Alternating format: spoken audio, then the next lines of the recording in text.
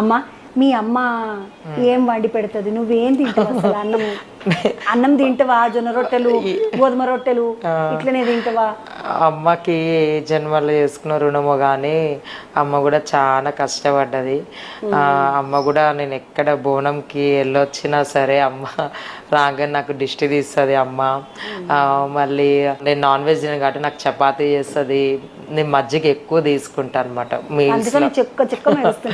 మజ్జిగ చేసి పెడుతుంది, వంట చేసి పెడుతుంది, రాగానే వేడి నీళ్ళు పెడుతుంది, కాళ్ళు అందులో పెట్టుకోమంటది.